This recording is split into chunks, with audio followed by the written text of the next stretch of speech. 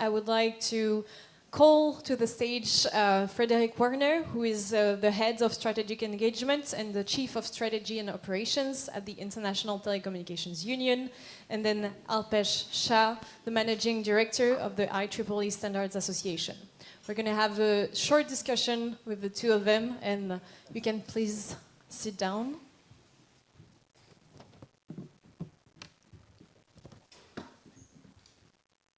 So first and foremost, for everyone to know exactly what IEEE is and ITU, I will ask first to describe maybe in 2 or 3 sentences what IEEE is and what ITU is, please.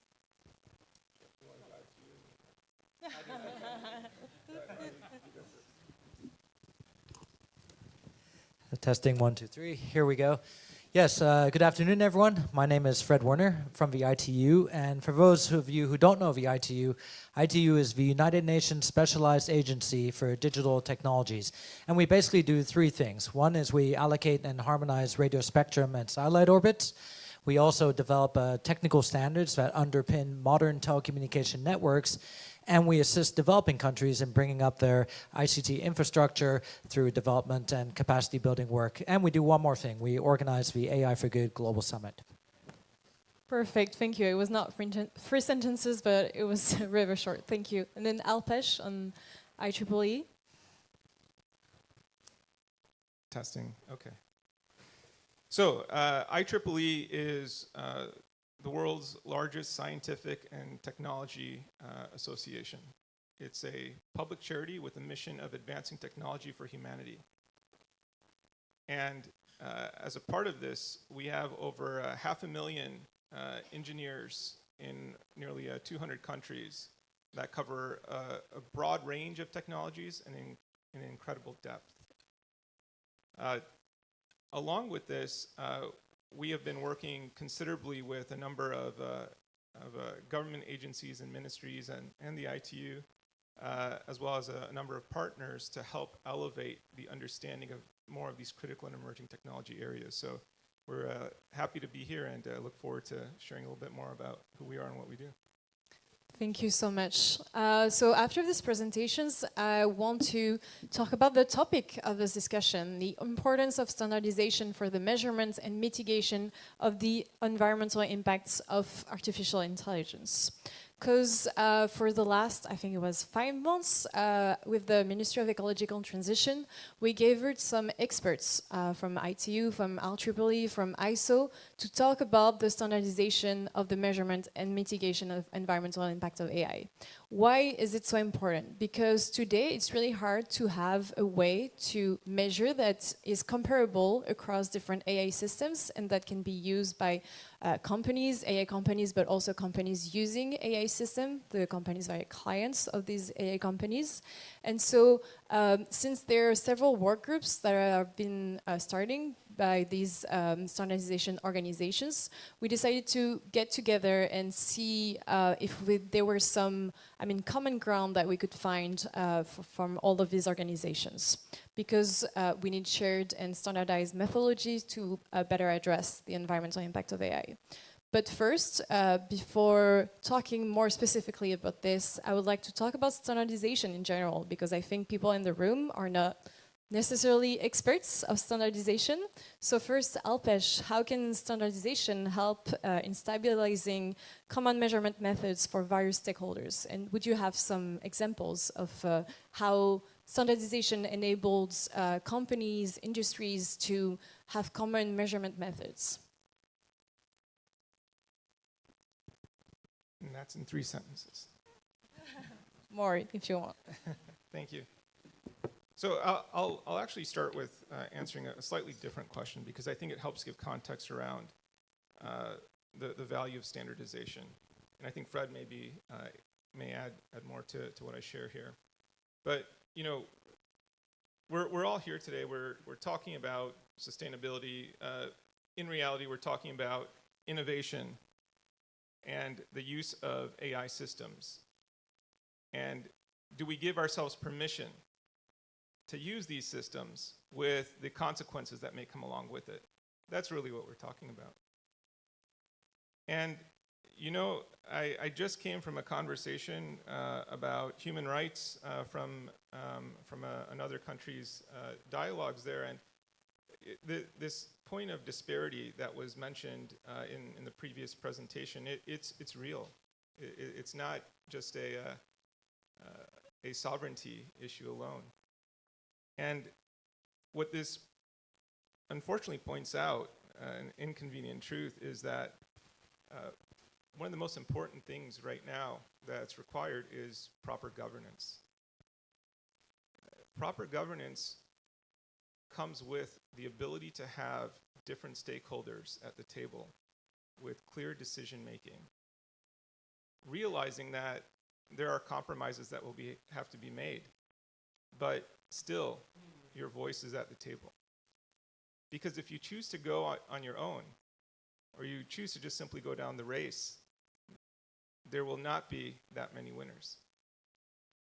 I think we all know that. We've heard the rhetoric out there. We've heard the race around raw materials, the energy consumption, around efficiency plays, around the use of, sometimes in a distracting way, of open source versus, and that's not really the dialogue that's happening, right?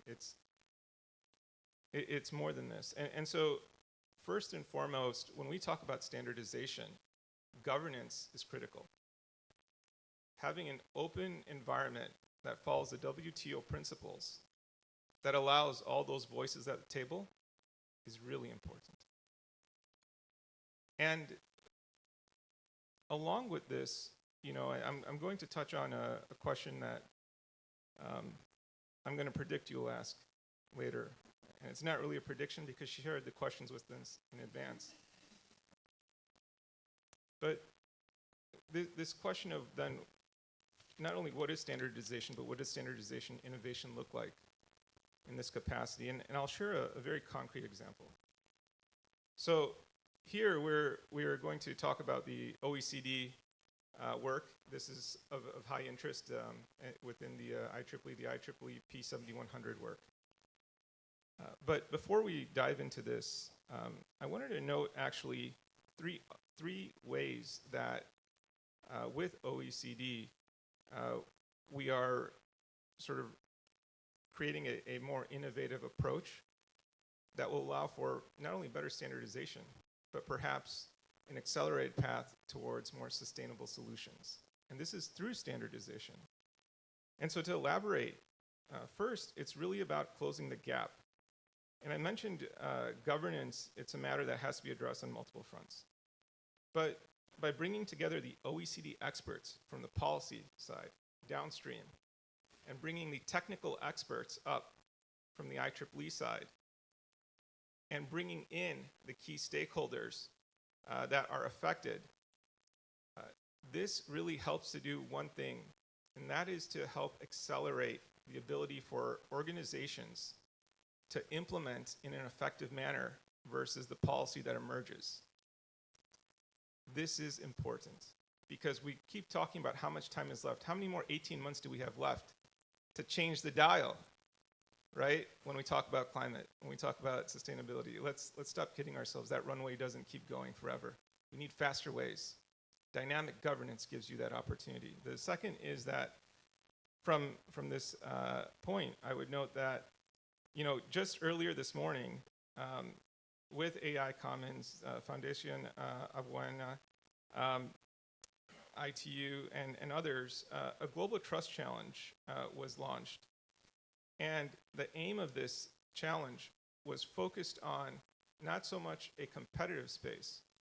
It was meant to help drive greater collaboration amongst those actors that are closer to the last mile. The last mile being that solutions that have a real ability to affect those measures that we have out there. I'll get to measures, I mentioned it. And this is important because it points to the fact that technology implementations exist already today that can address many of the complicated matters we talk about. It's not all about recreating. There's also this point of finding the right ones that exist and getting them in front of us.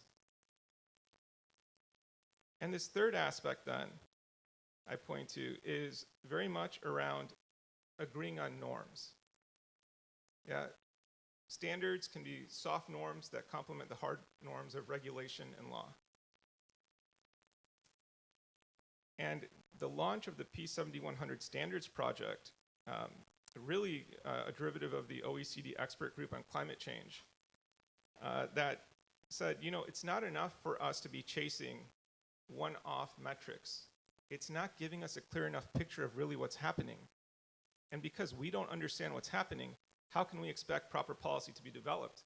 But how can we expect companies to create in a way that is also accurate?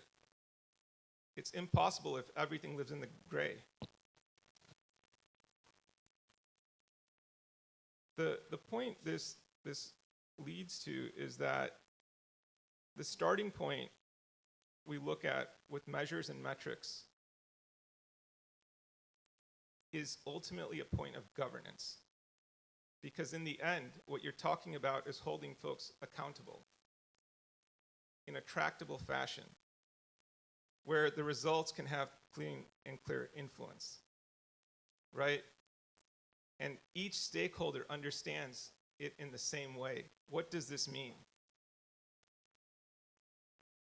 To get there, though, there's one step before that needs to occur, and that is shared vernacular. If I use the word sustainability today, how many different definitions will we get in this room?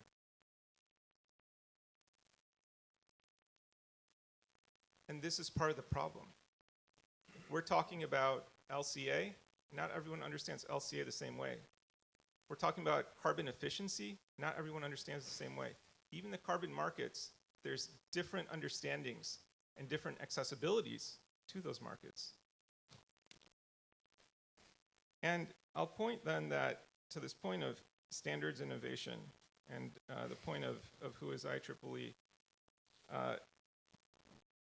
We're global, we're neutral, we're a technology body that adheres to WTO principles.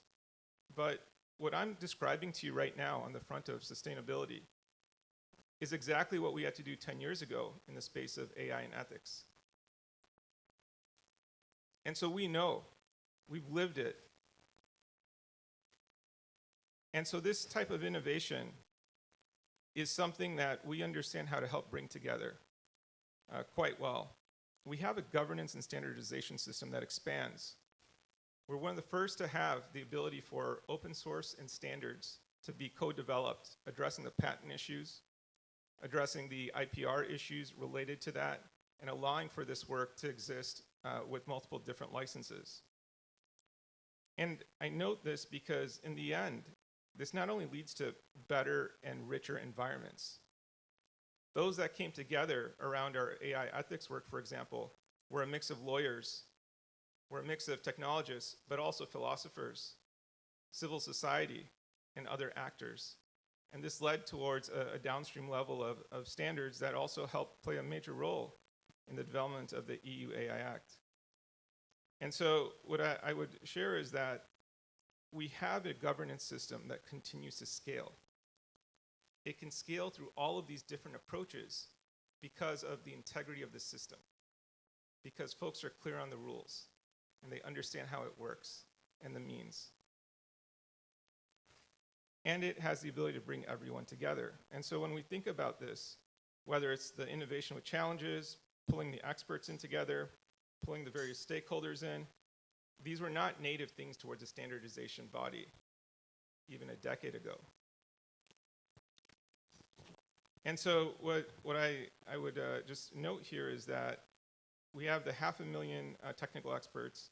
I've touched on the 200 countries, but with this mission as a public charity, the strength and the offering and why the OECD engagement also materializes is because when you work with an organization like ours, who's completely neutral and a public charity, you go from just having this transactional perspective to a very much a trusted partner and a neutral trusted partner for life.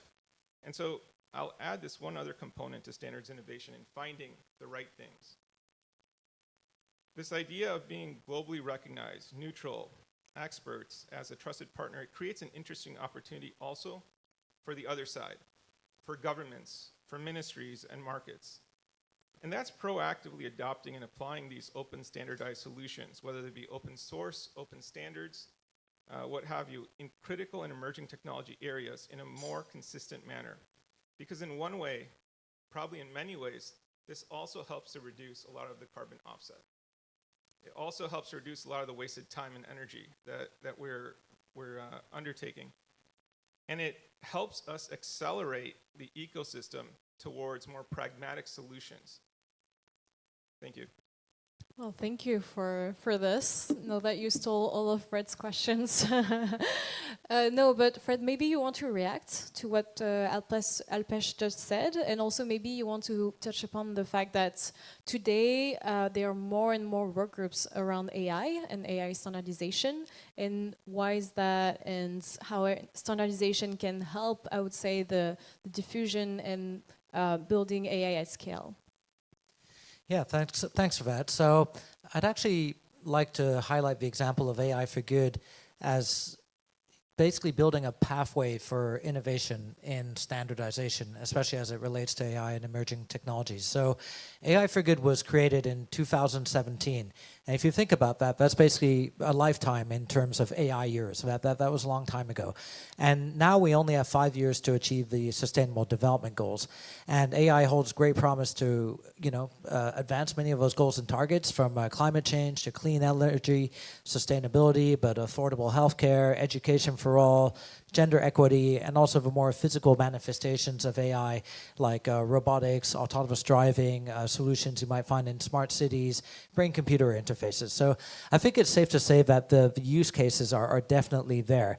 But how do we know that high potential applications of AI work equally well on men or women, on children or the elderly, persons with different skin colors, persons with disabilities, or in low resource settings where basic things that we take for granted, like electricity, 5G, Wi-Fi, access to data, are basically real concerns, right?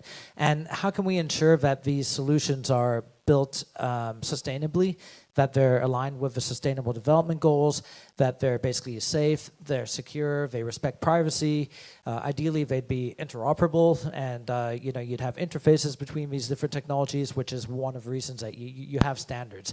So I think all of these things are not natural reflexes to the fast-moving tech and startup industry. I think the track record so far has been, let's build it and we'll fix it later. But these are things that we think deeply about in the AI for Good community. So basically, the goal of AI for Good is to identify trustworthy applications of AI and figure out how to build skills and capacity around these these solutions, and to build supporting and enabling standards for these solutions. And how do we do this? Well, first of all, we can't do this alone. So we have 47 UN sister agencies as partners of AI for Good. So that's virtually the entire UN system that's been with AI for Good, contributing to our work, to our collaboration efforts, to our pre-standardization efforts, to our standards. And really, I think that's probably the most inclusive platform, in the sense that even AI experts would say AI is too important to leave to the experts alone. So great efforts have also been made to bring as many different voices to the table. So from academia, from top industry experts, to NGOs, to civil society, to, of course, our 194 member states, the diplomatic community, but also young people, athletes, artists, the creatives. So I think it's safe to say that everyone is at the table. And one of our claims to fame is that we're action-oriented, and we're more than just a talk shop. So, of course, the ITU being a standard-setting organization, we have 220 AI standards published or in development in areas like network orchestration, cybersecurity, multimedia, quality assessment, developing standards on AI and watermarking to detect deepfakes. And, of course, we have a whole suite of standards supporting the environmental impact impacts of AI and emerging technologies. And also another way we build collaboration around the whole standardization ecosystem is we have a number of challenges that we run each year, machine learning challenges. And just to give you one example, we had one machine learning challenge which was basically how to reduce the energy consumption of base stations in a city. And these challenges are running all year long. I think we've done about 100 challenges now involving about 10,000 or so students, most of them from Africa and India, actually. And actually, one of the winners of this challenge from West Africa, basically using data that was donated by a telecom operator and an equipment vendor, was able to reduce the energy consumption of 5G base stations in an entire city by 20%. So I think that's a really good example of AI for good in action, but also by building these kind of collaboration efforts, which actually reminds me of the frugal AI challenges. So there's a lot of alignment there. I think you're also building the next generation of developers, of policymakers, and people who are going to engage in the standardization process. So I like to think of AI for Good as a kind of funnel where we can get all the problem owners and all the innovators and all of the people who need to be involved in these solutions. And then ultimately, because of our membership composition, where we're the only UN agency that has a public-private membership model. So we have 1,000 private companies as members. So these are telecom operators, software companies, equipment vendors, what have you, from all around the world, 150 academic institutions, and of course our member states, and they're all basically contributing to standards development on a global level. Thank you. And Alpesh mentioned LCA, life cycle assessments. Do you see that there is some common ground in standardizing the environmental impact of AI? And I think Alpesh also already talked a bit about this, so I'm going to ask for you again the question, Fred. Yeah, so in 2019, we launched a focus group, and sorry, that's ITU jargon, but basically it's a pre-standardization effort that doesn't require membership, where we bring together as many different stakeholders as possible to basically check out the lay of the land, if you will, on a new and emerging area of standardization. So in this case, it will be the environmental impact of AI and emerging technologies. And in doing so, they basically, you want to look at use cases, you want to identify best practices, you want to define KPIs, do benchmarking, and basically work on definitions and taxonomy and frameworks, so that when it's ready to enter the formal standardization process, you're well prepared, and then you can also make sure that all the voices have had a way to contribute to this. And if you look at the standards, especially relating to AI and environmental efficiency that have emerged, you kind of have two categories of standards. You'd have what I call the backbone standards, and that's really about measuring the environmental impact of things like data centers, of power, water cooling, of course, telecommunication, base stations and networks. So there's, again, a whole suite of standards on how to measure the impact of these technologies, especially in the context of AI and future networks, supported by best practices, benchmarking of different frameworks. And then I'd say the next suite of standards is more standards to support climate action, if you will. So these would be standards that basically aim to measure greenhouse gas emissions. You're talking about the life cycle assessment, and then basically trying to explore both sides of the coin, where of course AI is very energy intensive. I mean, you have big tech companies buying up 20 years of nuclear energy. They're not doing that for fun. I think they might be onto something. But at the same time, using AI to try and reduce the energy consumption as much as possible in a smart way. And hopefully, these standards help to support that. And the first step, I think what Alpesh alluded to, is really coming up with a common framework of understanding, of definition, of assessments, of measurements that we're all working on. Thank you. I'll ask a last question for both of you, and then I'll let people in the room ask questions if they have any. So you talked about the standards that both of your organizations are publishing. And those standards are really useful for the Sustainable Development Goals. But how do you ensure, because they are mostly voluntary standards, that they are widely adopted?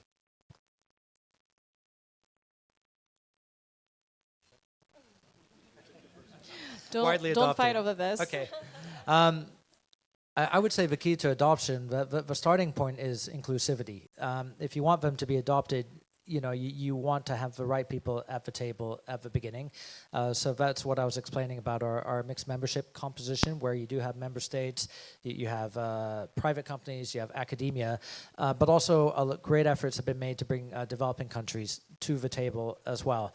And so I think by doing that, and also aligning everything with the Sustainable Development Goals is very important, because when it comes to creating that common framework of understanding, I think the SDGs really acts as a kind of lighthouse to make sure that at least we have a good understanding of what is good. I mean, if I were to put it the other way around and I would ask the room to define what is good, we'd probably spend all day or all week trying to come up with an understanding and not come up with a good definition. What's good for me might not be good for you.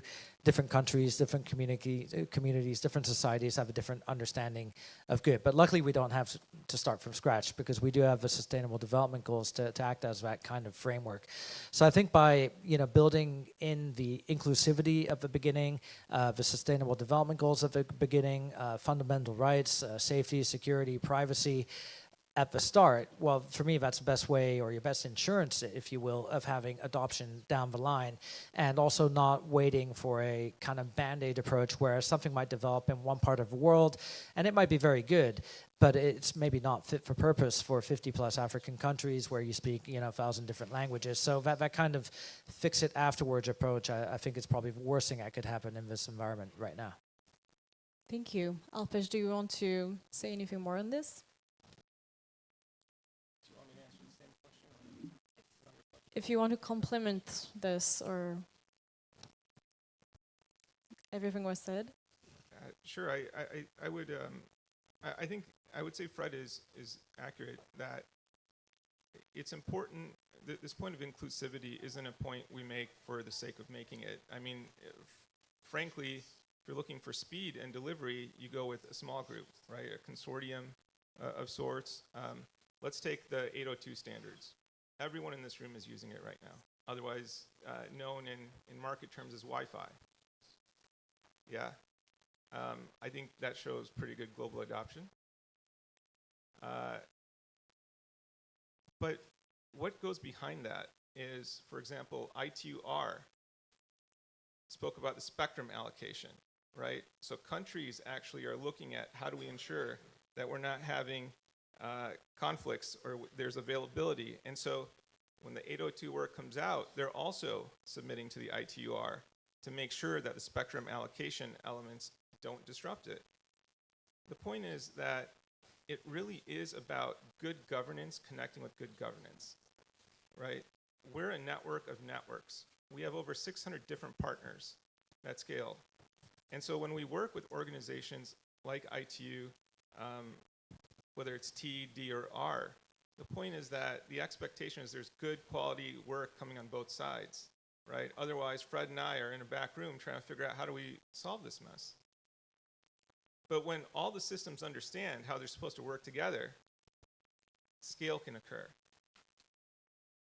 The other point I would say is it's incredibly important to know what problem you're solving. When we say about sustainability standards, that's the entire world. But there are very specific problems each of you are looking at when you're using this term. Identifying that problem as clearly and precisely as possible with the key acting group, that gives you the best ability for this to work. When you have marketplace actors, they're driven to make it work, right? So we have 500 corporate members. We have, I mentioned, over 500,000 engineers. And we have a number of countries engage with us, but that doesn't make the standard a success. It's when all of those folks come together and say, this has to happen. We will allow this within our marketplace, within our borders, within our trade policy, within our procurement rules.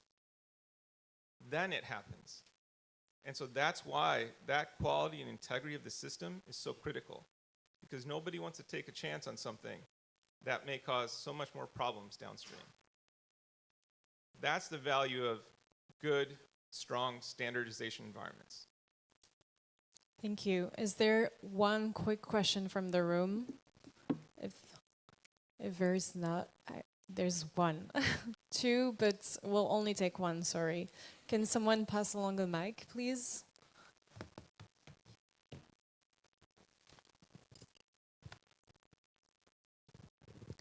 We're getting the mic there.